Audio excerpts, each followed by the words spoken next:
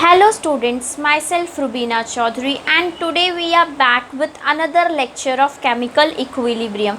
Student, in few past lecture we have studied about Kc and then we have talked about Kp. Kc is a concentration constant, Kp is a partial pressure constant, and later on after that we have found a relationship between Kc and Kp.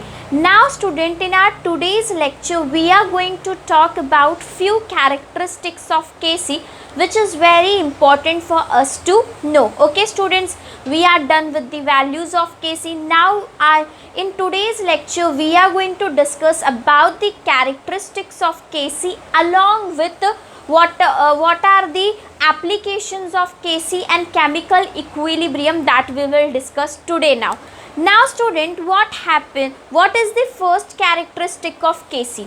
Student, अगर आप पहले characteristic के बारे में बात करो तो it is written the value of equilibrium constant is independent of reaction concentration. आपने रिएक्टेंट कितना लिया है और आपका प्रोडक्ट कितना है, इससे Kc की वैल्यू, इनिशियली आपने कितना रिएक्टेंट लिया है इससे Kc की वैल्यू डिपेंड नहीं करेगी. फॉर एन एग्जाम्पल, आपने 100 मोल्स का रिएक्टेंट लिया है और आपको कुछ प्रोडक्ट मिल रहा है, तो इनिशियली तुम्हारे पास कितना रिएक्टेंट है that will not decide the value of Kc. और यही आपका पहला जो कैरेक्टरिस्टिक है Kc का, वो है the value of equilibrium constant is independent of initial concentration of either reactant and product. शुरू में इनिशियली आपके पास कितना रिएक्टेंट था और कितना प्रोडक्ट था, ये आपके Kc की वैल्यू को डिसाइड नहीं करेगा. Kc का वैल्यू डिसाइड होता है जब पोजीशन ऑफ इक्विलिब्रियम मेंटेन हो जाता है. मतलब जब तुम्हारा रेट ऑफ फॉरवर्ड रिएक्शन और बैकवर्ड रिएक्शन इक्वल हो गए, तब उस टाइम पे तुम्हारे Kc की वैल्यू क्या होगी बेटा, डिसाइड होगी. तो शुरू में तुमने कितना रिएक्टेंट लिया है या तुम्हारे पास शुरू में कितना प्रोडक्ट आया है, ये तुम्हारे Kc की वैल्यू को डिसाइड नहीं करेगा. This is a first characteristic. Kc की वैल्यू डिसाइड नहीं होगी by initial concentration of reactant and product. When we are talking about second point student, हमारा जो सेकेंड कैरेक्टरिस्टिक है Kc का, वो ये है कि एक बार पोजीशन ऑफ इक्विलिब्रियम मेंटेन हो गया तो आपकी Kc की वैल्यू क्या हो जाती है, फिक्स हो जाती है. लेकिन अगर तुम्हारा पोजीशन ऑफ इक्विलिब्रियम शिफ्ट हुआ या तुम्हारा पोजीशन ऑफ इक्विलिब्रियम चेंज हुआ तो Kc की भी वैल्यू चेंज हो जाएगी. ये हम लोग बार बार देख चुके हैं. बेटा, अगर तुमने टेम्परेचर को बढ़ा दिया, एक बार सपोज कर लो मेरे पास ये रिएक्शन है A+B और ये रिएक्शन मुझे आगे जाके दे रहा है product C+D. Position of equilibrium has already maintain, but later on क्या हो रहा है, क्योंकि मैं टेम्परेचर को इंक्रीज करूँगी. अब अगर मेरा टेम्परेचर बढ़ गया तो अगर मैंने इस टाइम पे इस जगह पे टेम्परेचर बढ़ाया तो रिएक्टेंट इस तरफ से इस तरफ ज़्यादा जाएंगे. ठीक है, जैसे ही तुम्हारा टेम्परेचर बढ़ा, इक्विलिब्रियम पॉइंट भी चेंज हो गया और इसी से तुम्हारा Kc भी बदल जाएगा. अगर तुमने टेम्परेचर बढ़ाया तुम्हारे Kc की वैल्यू चेंज हो जाएगी. This is a second point. Equilibrium constant is temperature dependent. Equilibrium constant जो होता है वो टेम्परेचर डिपेंडेंट होता है. Hence Kc and Kp changes with change in temperature. और इसी वजह से अगर आपने अपना टेम्परेचर बदला तो आपके Kc और Kp की भी वैल्यू चेंज हो जाएगी. अब हम अपने थर्ड कैरेक्टरिस्टिक के बारे में पढ़ रहे हैं. बेटा देखो, मेरे पास एक रिएक्शन हो रहा है A+B और दूसरी तरफ मुझे कोई प्रोडक्ट मिल रहा है C. रिएक्शन फॉरवर्ड में भी हो रही है और बैकवर्ड में भी हो रही है.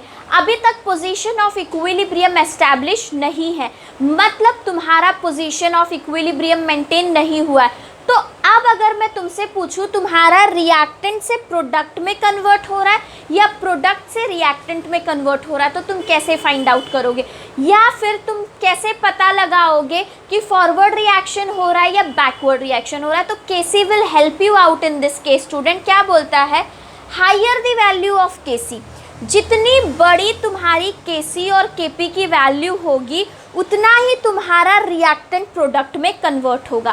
क्या बोल रहा है, higher the value of Kc and Kp, जितना ज़्यादा वैल्यू होगा Kc और Kp का, means more concentration of product is form, मतलब तुम्हारा reaction from left towards the right होगा बेटा, तुम्हारा रिएक्शन रिएक्टेंट से प्रोडक्ट की तरफ होगा रादर देन प्रोडक्ट से रिएक्टेंट की तरफ. This is what they are trying to tell you. And equilibrium point is more on the right hand side, मतलब क्या होगा, तुम्हारा प्रोडक्ट फॉर्मेशन ज़्यादा होगा. जैसे कि अगर मैं कोई केमिकल रिएक्शन कर रही हूँ, तो केमिकल रिएक्शन करते वक्त मैंने कुछ रिएक्टेंट लिए और मुझे उससे क्या चाहिए बेटा, प्रोडक्ट चाहिए. मेरा जो काम का चीज़ है ना वो प्रोडक्ट है. मैं रिएक्शन कर ही इसलिए रही हूँ क्योंकि मुझे प्रोडक्ट चाहिए. अब मुझे प्रोडक्ट ज़्यादा चाहिए, लेकिन क्या होता है, मैंने किसी भी रिएक्शन में इक्विलिब्रियम पोजीशन अगर 60-40 पे मेंटेन हो गया तो मुझे सिर्फ 40% प्रोडक्ट मिल रहा है, बाकी सब कुछ मेरा क्या हो रहा है बेटा, वेस्ट हो रहा है. ऐसे केस में अगर आप अपने Kc की वैल्यू को इंक्रीज करते हो, जैसे कि तुमने टेम्परेचर बढ़ा दिया तो Kc की वैल्यू भी बढ़ जाएगी, तो तुम्हें और ज़्यादा जो तुम्हारा रिएक्टेंट था वो किस में कन्वर्ट हो जाएगा, प्रोडक्ट में कन्वर्ट हो जाएगा. जितना ज़्यादा Kc का वैल्यू होगा उतना ही तुम्हारा रिएक्टेंट शिफ्ट होगा किस में बेटा, प्रोडक्ट में. ये हमने कैरेक्टरिस्टिक्स के बारे में बात कर ली है इन केमिकल इक्विलिब्रियम. केमिकल इक्विलिब्रियम में हमने Kc के कैरेक्टरिस्टिक के बारे में बात कर ली है. पहला कैरेक्टरिस्टिक बोलता है केमिकल इक्विलिब्रियम में, we are talking about equilibrium constant. Okay बच्चा, तो पहला बोलता है कि इक्विलिब्रियम कांस्टेंट जो है इनिशियली तुमने कितना रिएक्टेंट लिया इस फैक्टर पे डिपेंड नहीं कर रहा है. दूसरा पॉइंट बोल रहा है इक्विलिब्रियम कांस्टेंट टेम्परेचर डिपेंडेंट है, अगर टेम्परेचर को बढ़ाओगे Kc की वैल्यू भी बढ़ जाएगी. फोर्थ पॉइंट बोलता है जितना ज़्यादा Kc का वैल्यू होगा उतना ही ज़्यादा तुम्हारा रिएक्टेंट जो है वो प्रोडक्ट में कन्वर्ट हो जाएगा. स्टूडेंट्स, यहाँ पे हमने Kc के बारे में डिस्कस कर लिया. Now after discussing Kc we have another part and that is known as a application of equilibrium.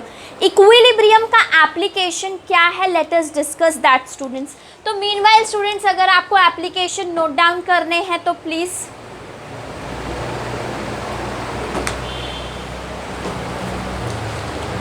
Okay students, now we are going to talk about application of equilibrium constant.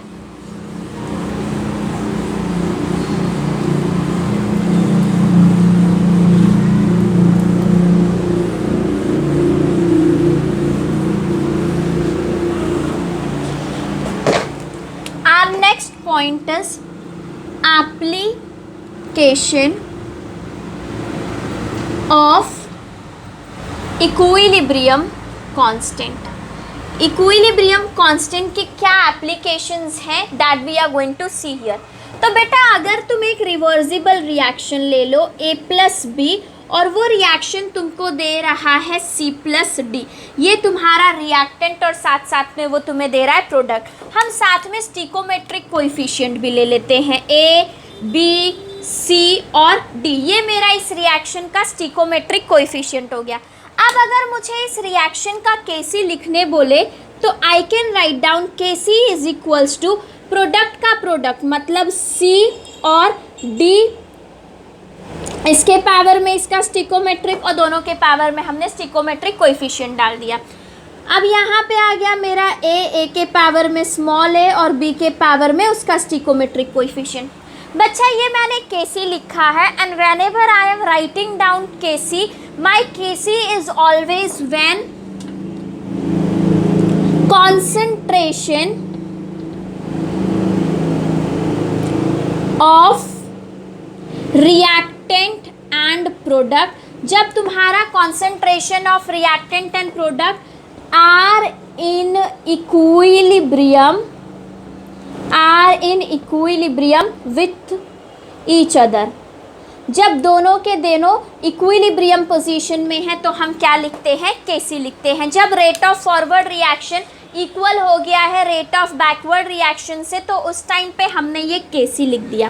ठीक है बेटा, जैसे हमने Kc लिखा है ना वैसे हम Qc भी लिखते हैं. देखो Qc क्या होता है, let us talk about Qc. Qc भी बिल्कुल Kc की तरह होता है. जैसे हम Kc लिखते हैं, similarly we write down Qc, C के पावर में C, D के पावर में D, और यहाँ पे तुम्हारा A, और यहाँ पे उसके बाजू में तुम्हारा B। ये मैंने Qc लिख दिया। तुम्हारे माइंड में बेटा ये क्वेश्चन अराइज हो सकता है कि दोनों में डिफरेंस क्या है। इसका डिफरेंस ये है, Qc तुम किसी भी टाइम निकाल सकते हो। Qc में तुम्हारा concentration is not in equilibrium position, concentration is not in equilibrium position, concentration जो है वो इक्विलिब्रियम पोजीशन में ऑब्टेन नहीं है। दैट मीन्स मैं Qc रिएक्शन में किसी भी स्टेज पे निकाल सकती हूँ, चाहे पोजीशन ऑफ इक्विलिब्रियम मेंटेन हुई है या पोजीशन ऑफ इक्विलिब्रियम मेंटेन नहीं हुई है।